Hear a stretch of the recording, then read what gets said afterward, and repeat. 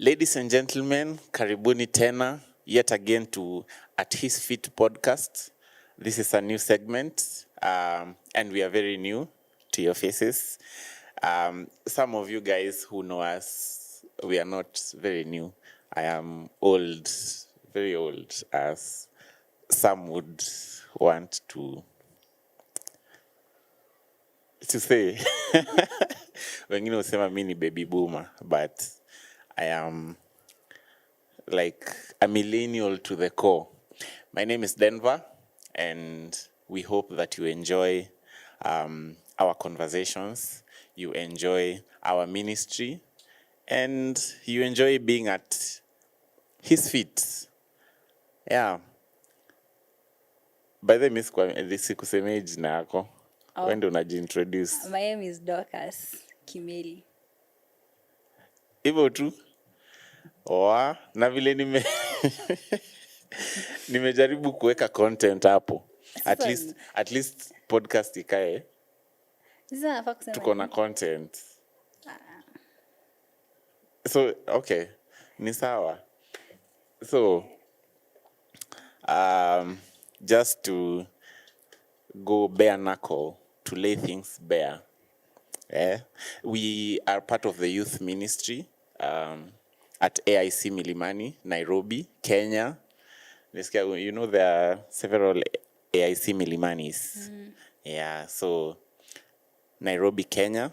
Mi ni mse wa Nairobi, venye naeza,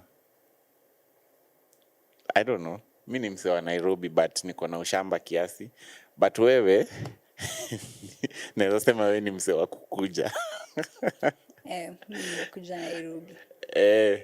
But unajua wase wenye wamekuja Nairobi wanakuanga they catch up faster than watu wa Nairobi. Sijui kama ushaifeel kitu kama hiyo. There's a little of okay. Why are you calling him now? Well, you need to call him always.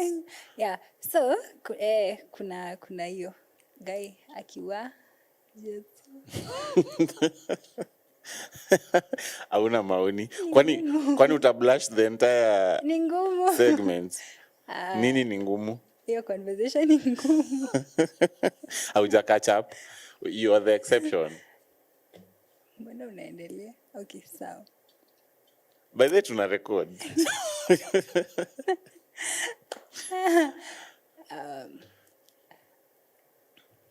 Naweza sema nime catch up. But I think on a different level or a different path, because everyone has a different background and different thoughts or different approaches. So ule mtu mwenye amelelewa Nairobi will probably have a different perspective towards life as compared to mtu mwenye amekuja Nairobi. So when we meet in a specific place or confined in one environment, I think that difference might come out.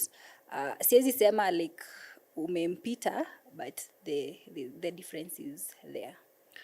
So sasa maybe in your case, nini ilikuleta Nairobi? Unajua wase wengi ni shule inawaletanga Nairobi. Some ni kazi. Wengine ni shule alafu ika-connect na kazi. Yeah. Wengine wametembelea relatives and then they decided to stay. Oh, so for me, I think ni shule, then kazi. Okay. Yes, because I came to UN, then after UN, nimekuwa to Nairobi. UN. Yes. Okay. University. You didn't have to say that. But sasa, okay, for us, the thing that connects us is that we are part of the youth ministry here at AIC Milimani. But there are several ministries within church, and all of them play a key role in maybe shaping us as human beings, how we relate to one another, even out there. So how do you juggle ministry within church, like uko kwa ministry ngapi zenye unaweza sema you're involved? Kwa sababu tuseme kama mimi naweza sema mimi niko kwa youth ministry, of course, and of course privileged to be a youth leader, in charge of events.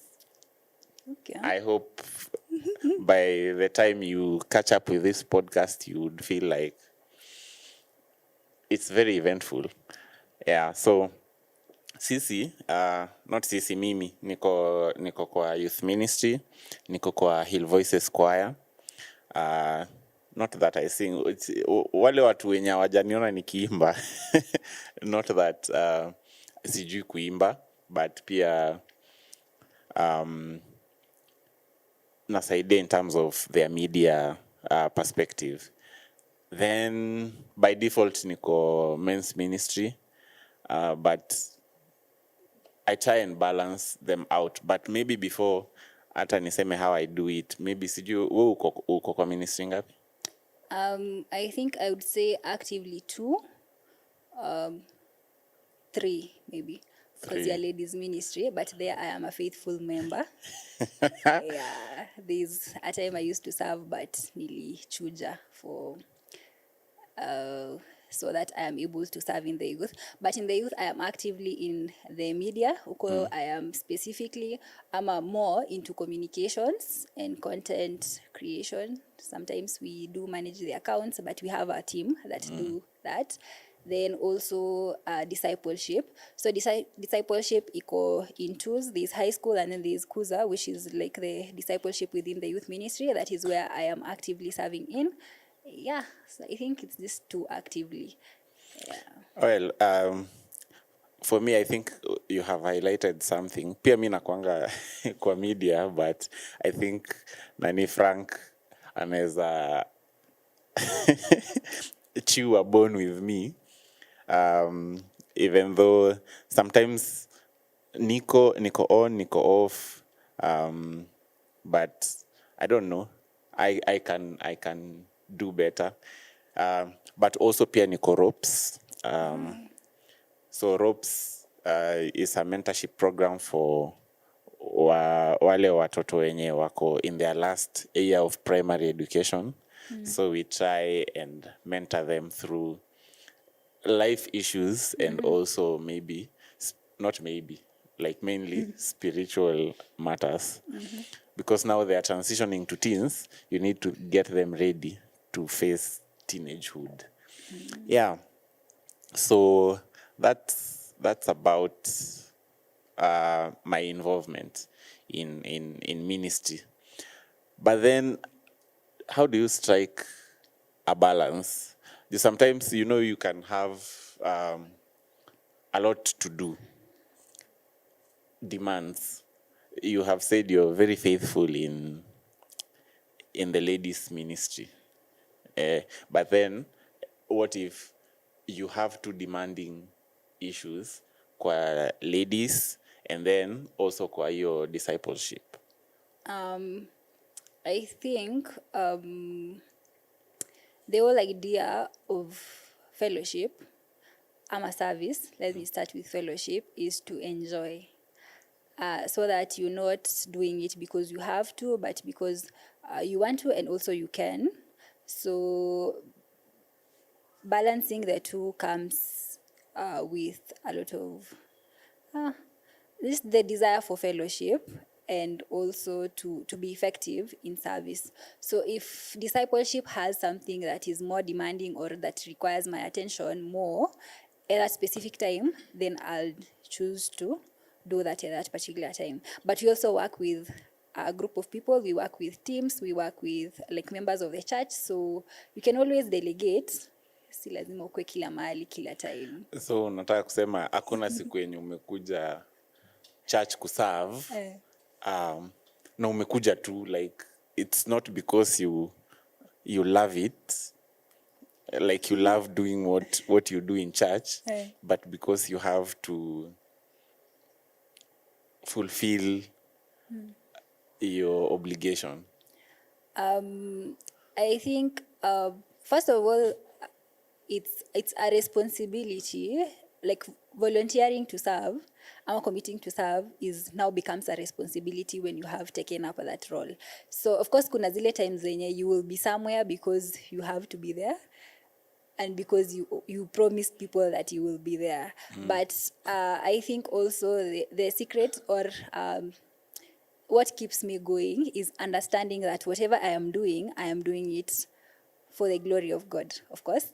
But also, I have learned to do what I enjoy most. So you will find that hizo vitu zenye nimesema I am engaged in, I don't struggle with them. There are things that I like doing. So you will probably find me there because I want to be there, because I like being there. Hata kama ni I have to be there because now I need to be there, nitakuwa ninafurahia whatever I'm doing. So yeah. Unajua wewe okay, maybe the audience might not know, hii ni kumwanika. Wewe you do a lot, you in ministry hata okay discipleship, ladies ministry, kwa media, you read, you watch movies. When do you work? I work basically all the time. Like I live at work, I come home sometimes. Like, because I work on Saturday to Wednesday from 7 a.m. to 6 p.m., sometimes from 10 a.m. to 9 p.m. Like that's basically half a day at work. But you have the other half of the day for yourself. So you can do a lot with 12 hours. You can sleep for 6 hours, then the other 6 hours you do. Saturday to Wednesday. Mmesikia. So huyu akujangi church on Sunday. Si umesema Saturday to Wednesday? Ni ukweli batiko useme. Yeah, so how does that work for you? Like for someone who is active in ministry, yet the times when maybe as the norm would suggest that at this time ndio watu sasa ministry inakuwa imeshika, especially during the weekends, and then those are the times when you're totally not available but you're very active. I think like I said before, committing to serve ama choosing to serve becomes a responsibility once you are there. So lazima ujipange, utafanya hii saa ngapi na hautafanya hii saa ngapi. So that for me, deciding that I am going to go into media communications and content creation, I don't have to be physically in charge to do anything, like to post online. I don't have to be physically in charge to decide what goes out online leo ama what doesn't, you get. Like I don't have to be physically in charge to decide a caption for a poster. So I just have to be there. Nikwe tu kwenye niko, ni decide what, like that is what works for me. Then also for discipleship, we usually do whenever we are available. So venye kuza iko structured, people meet when they are available, and most of the people meet online jioni. So if people are meeting online, I can be available for them online, you get. So I don't have to be here. I can still actively serve while online jioni. And then also, but also your story, like weekends, people coming, like when people are physically here. I think also fellowship and service comes with, una decide to what works for you. Because me, there is a time I used to teach Sunday school, but when I stopped coming to church on Sunday, I can't teach Sunday school remotely. So I had to let that go. I think inafaa uongee na pasi u teach online jioni. Watoto wanafaa kulala. So okay, so your life revolves around work and church. Not really. Well, unaniharibia life wewe. No, see, I am feeding off of what you're telling me. See, pia Thursday and Friday I have a life. Hizo ndio weekends zangu. No, kulala, kusoma, kuwatch, kutembea, kuzurura hii Nairobi, kutembelea mabeshte. Okay, for me I think kuzurura Nairobi is one of the hardest things to do. Kuzurura Nairobi. Well, it depends on where you stay. There are some places where you would be seen as if this guy is just taking a walk. No, in a feel like a rich person's kind of thing to do. It's good for your mental health. I know, good for my mental health. But places zingine, ukitembea, uko raundi mwenda. Some years ago, I was living in Nairobi. And by Nairobi, I mean like Eastlands, in the heart of Eastlands. When people talk of Eastlands, which place comes to mind? Kayole. Far East. So mi nilikuwa naishi Kayole. Actually, I was raised up in Kayole, so it's not like, that's why ninasema mi ni mzee wa huku. Okay. Although niko na ushamba. So wakati unatembea in Kayole, you're not walking ati for sijui for your mental whatever. Probably unatembea tu kwanza juu hauna fare, ama umekosa form, ama place maybe unaenda ni within the area. So that's probably why. Na sometimes back sasa wakati nilikuwa natafuta nasema I was in between churches. So this is all thanks to the CU that nilikuwa back in campus. Okay. Shout out Egerton University Christian Union. So nikiingia nilikuwa like I have just gotten saved. And then but nikiingia campus, my idea tukiwa high school tulikuwa naambiwa hauhitaji kusoma sana ukiwa campus. Like ukishapita tu high school, campus ni rahisi. Well, but mi nilikuwa natakanga tu niende niingie kampo. But my idea was to go and have fun, to celebrate. But also I wanted to make my parents proud that wamesomesha mtu mpaka campus. Nimesoma hadi campus, msinione hivi. So what happened ni wakati tulikuwa tunajaribu kufind our way around, tuka end up in CU. So na hiyo nini yenye tuliingia nayo huko, tulipata CU iko very fiery and all that. And then nika realize, hey, by the way, church can be really good. Na back then unajua ulikuwa unaforsiwa kwenda church. So by the time inafika Sunday asubuhi, you're like, now you have to wake up again, uoge, uvae nguo specific, muende church, uitishe sadaka. Ora. But then sasa coming from campus, nika realize by this thing, you can be even more intentional about it. And you can enjoy worshiping God.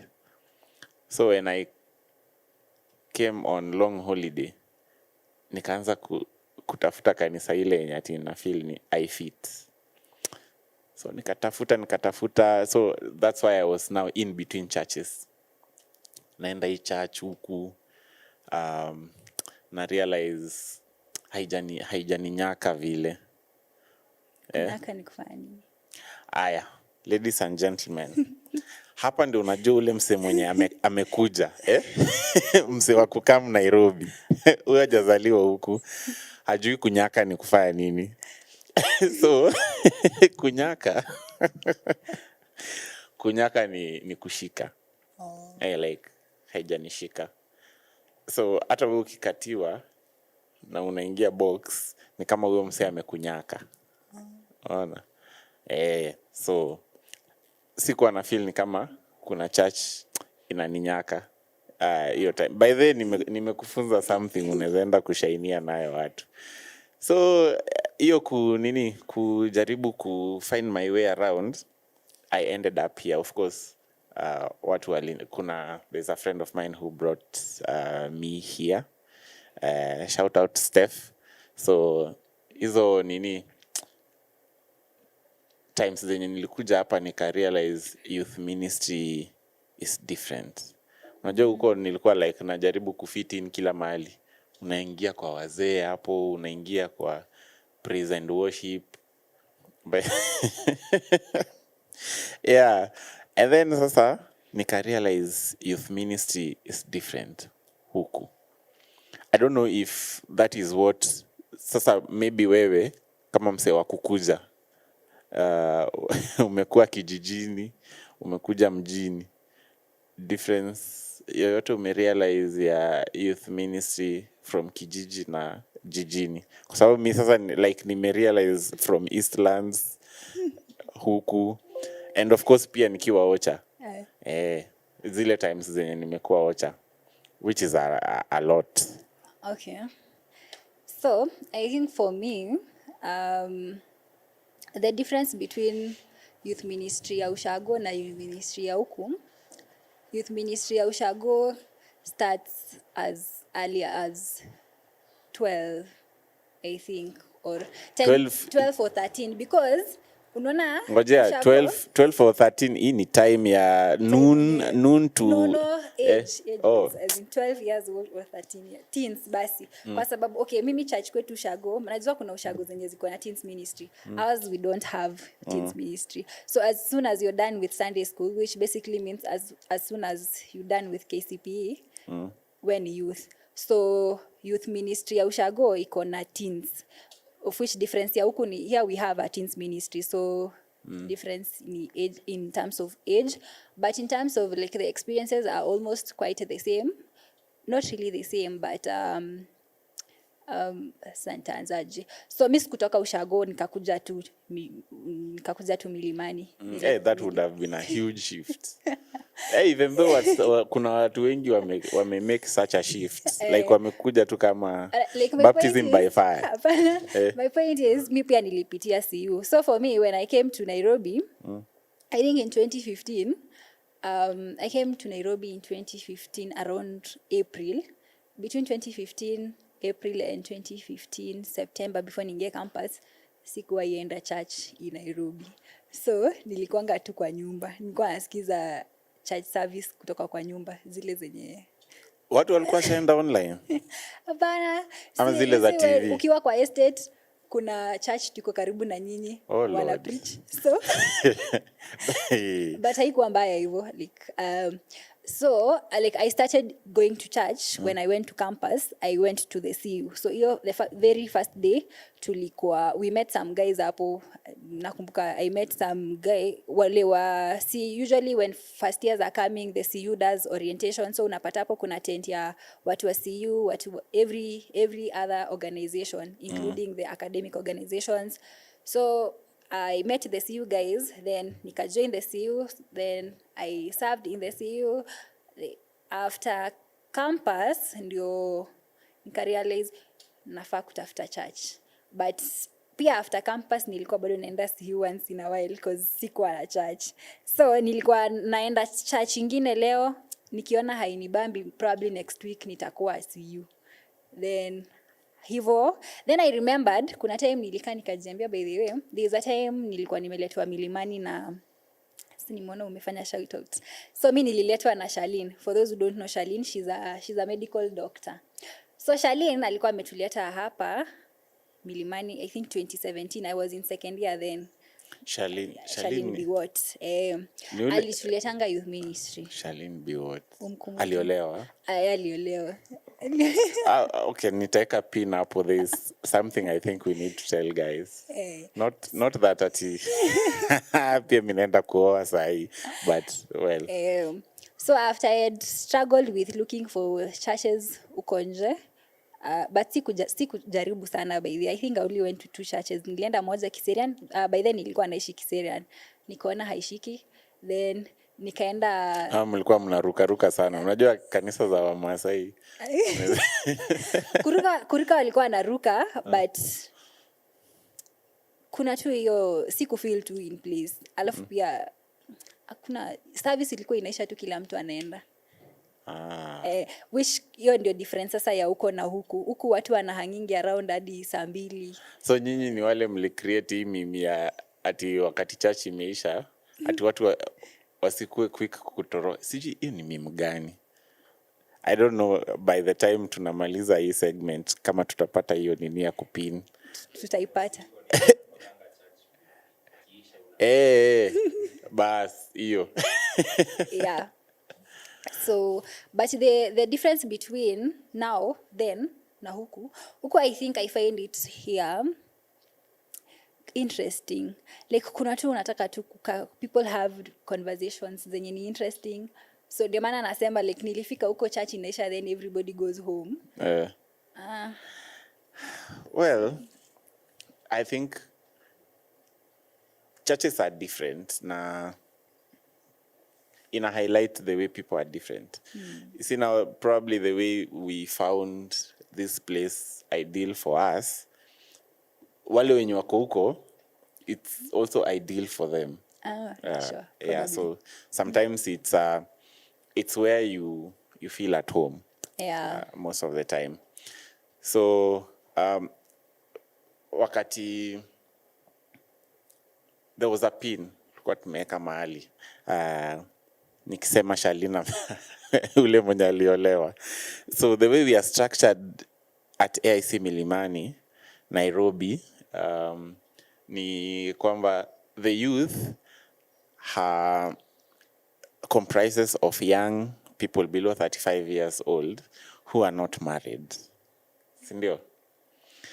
Na once you get married, there are probably some conversations you may not necessarily have with people who are not. Kuna mashida uko nazo zenye hatu relate. We hope that one day we will be able to relate. But essentially from 18 years to 35. Now, you highlighted something very important, even for myself back at home. Now, the youth ministry, the way it's set up, more or less the way you have said about your home church, where after class 8, mtu anafeel ye ni msee mzima. So, ye ataanza kuattend like church ya wazee. But sasa, for us, sasa the difference ni, I don't know if it's different ama maybe from your end, maybe you did not highlight. But unapata hata wase wenye wameoa, hata even beyond 35, wanakuwa considered as youth. As long as you look youthful, like you're part of the youth. Like, even my mom has served in the youth ministry, like for, like, from the point me nimekuwa conscious about church. Yeah, so ukisikia leo ni youth ministry, wana serve. So unawaona tu hapo. And then you're like, mom, you're older Is it than that 35. the youth there are not prompt to service? Ama like what makes now your mom serve na wewe ni youth? By the way, we are not having a conversation about my mom, but what happens is most of the youth, kama venye umesema kwenyu, they are young and they are in school. So when they're in school, unapata we don't have a lot of them around to do stuff. Sure. So the older guys would hold the fort. I think here in Nairobi, because you'd find sasa siwe ni wakukuja huku. So jua huko youth ministry imekulak huko. But you're actively serving here, so it becomes more ideal hapa. But then inaweza kushika huko probably when you go for your Christmas holidays, ile kila mse amejaa huko. Yeah, so that's the dynamics. So nikienda sometimes after picking lessons from here, unataka uende useme huko, by the way watu wenye wameoa wafai kukua youth ministry, and then you realize by the way this is a war that you cannot win. Ata in fact you would be a stumbling block to ministry. But I think, well, I think it would be more ideal if they offered guidance now to the young ones, because nakumbuka pia the same concept like it used to happen pia huko kwetu, but it reached a point whereby hata wewe unajiambia well tuko 13 years old, but if you are 13 years old like 10 of us, that makes us 10 youth. You get so you can still serve if it's service, because pia ushago si ati mtaambiwa ati mfanye kitu meja sana. Mnaweza ambiwa tu nyinyi leo ndio mna asha. So ushering is kusalimia tu watu na kuwakaribisha church by the way, so you can do that as a youth. mimi I don't know, but mse mwenye tunaendanga naye church ocha, kama if there is anyone who is watching this na tunaendanga naye church ocha, I don't remember seeing ushers. You see, for us it's and the good thing about home ni like it's a community. You more or less know each other. Everyone who comes to church, you know all of them. If someone does not come, you know they didn't come. So unapata in church si ati pia inajaa like to the brim yenye you need ushers to guide people go there and here. It's also not a very huge church. So for the youth, if they are leading in church on a particular day, they would probably be doing everything except preaching. So the preacher anabaki constant, but the rest, praise and worship, the program, actually there isn't a lot that happens. But now the good thing, after the service, hiyo time sasa ni kukula.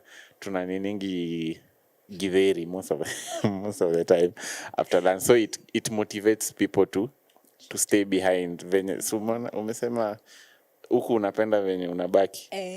So because you're looking forward to that githeri, you'll remain behind. So it helps. Sasa hiyo ndio difference ya ushago kwenu na ushago kwetu. Ushago kwetu ni elite. Ni elite. Na tunakwanga hadi na ushering. Ilifika point pia tukasema watu wasikuwa wanatupea githeri. Because ukipika githeri watu hawatakula. Like mtu aoni mbona akule githeri church na anaenda home kukula githeri. So we had to do something better. Hiyo ni groups of ushago imesemwa hapo. Well, anyway, I think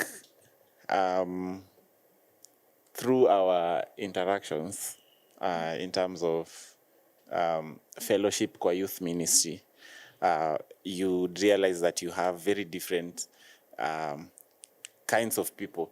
And now the good thing about this place is that kuna nyinyi sasa wase wa kukam, and then sisi wase wa huku, and then kuna wale wase.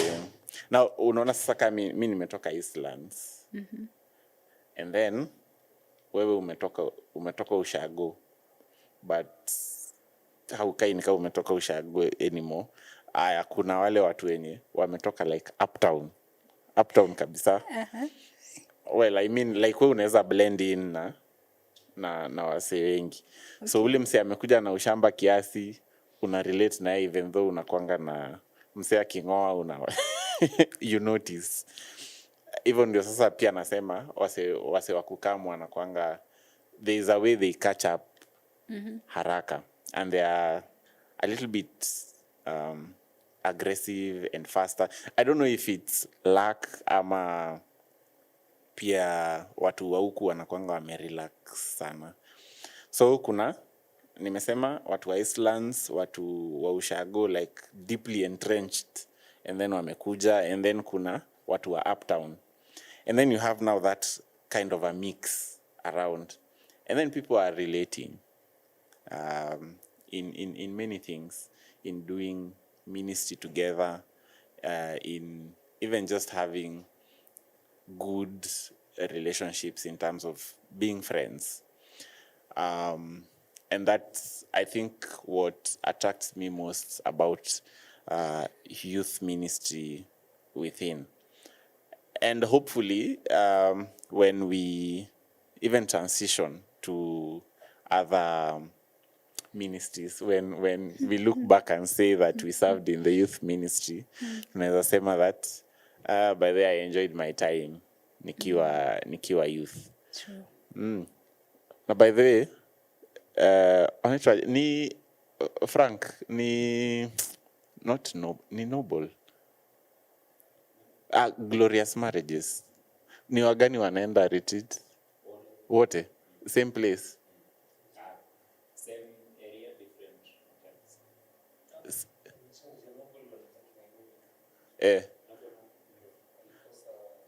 Walikosa venue. So unaona Noble Marriages wanabaki Nairobi.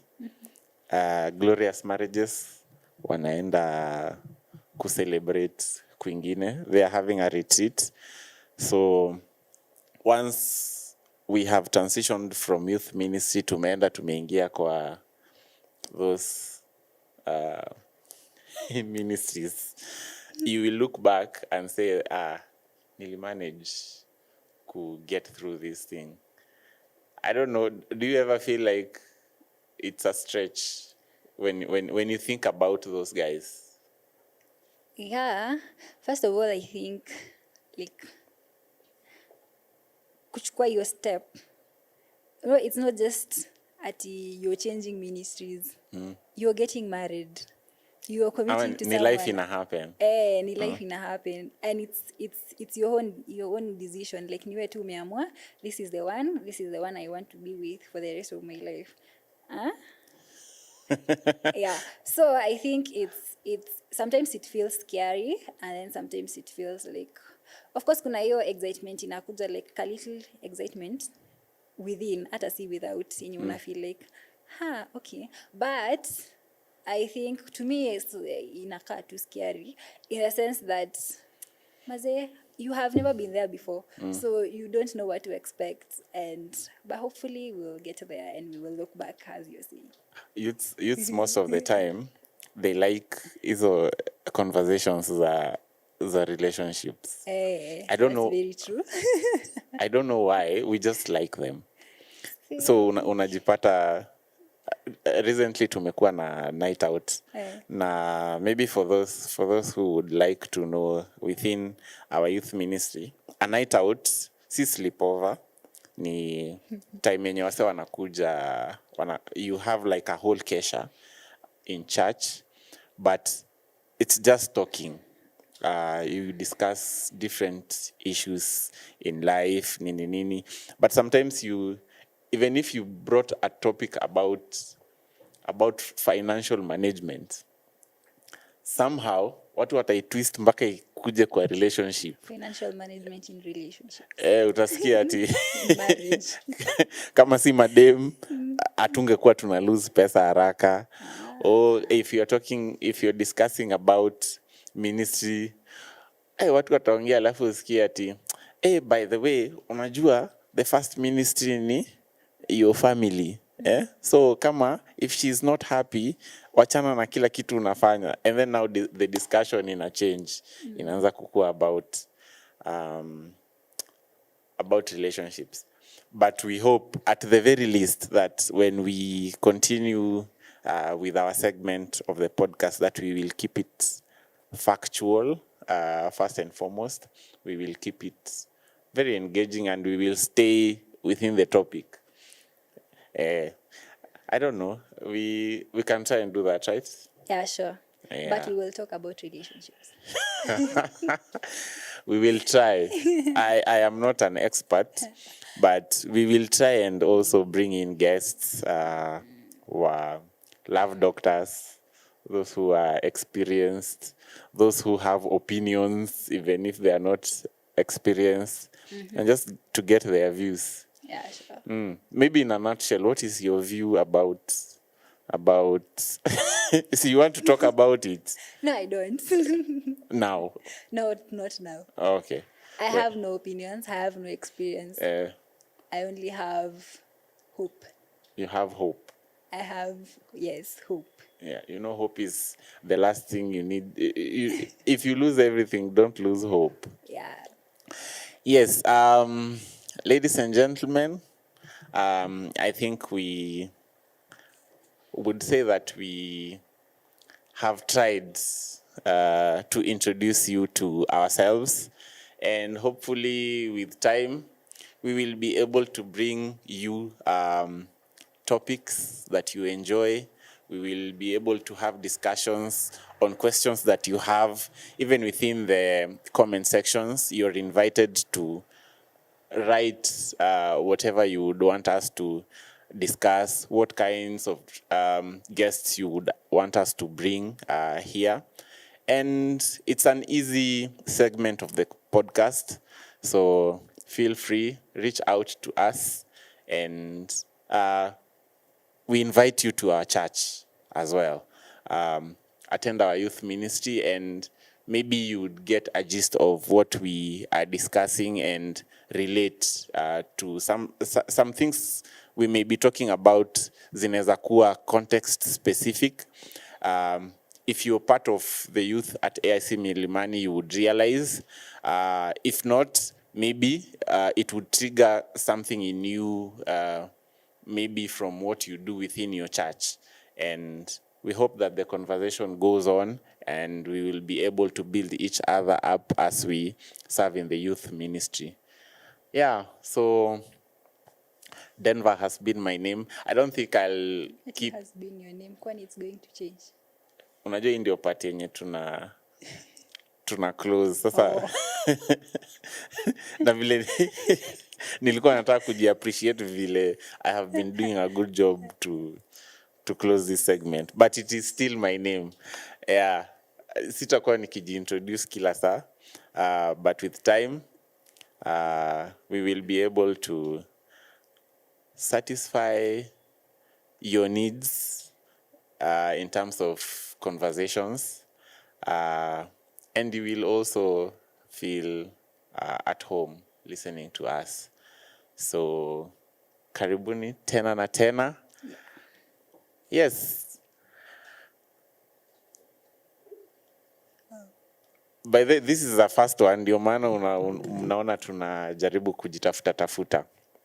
Tunatoa rust. You have something to tell them? No. I think I have said enough for today. My name is Dorcas. Hata watu usema bye. Oh, bye. I'll see you in the next one. See you in the next one. Kwani unasema tu vitu zenye nakwambia useme? Okay, basi acha niwaambie something that... What do I do? Oh, by the way, tukusema chenye anafanya. Oh, tulisema ana working Saturday to Wednesday. Yeah, that is basically what I do. Oh, karibuni sana Milimani, by the way. This as I said hapo mbeleni, this is it's a very good environment. Mi upenda vile si interact hapa, so I wouldn't mind having new people here. So, yeah. Bye. Ngoja, umerealize hujasema chenye unafanya? Oh, nafaa kusema chenye nafanya. What I do for a living. Wewe ukutuambia what you do for a living? I breathe in and out. That is what I do also. I breathe in oxygen. Sijui una breathe in nini. Yeah. I take people's breath away. Anyway, have a good one. Subscribe, like, share. See you in the next one. Oh, yeah. Situmalize. Umengojea ishe.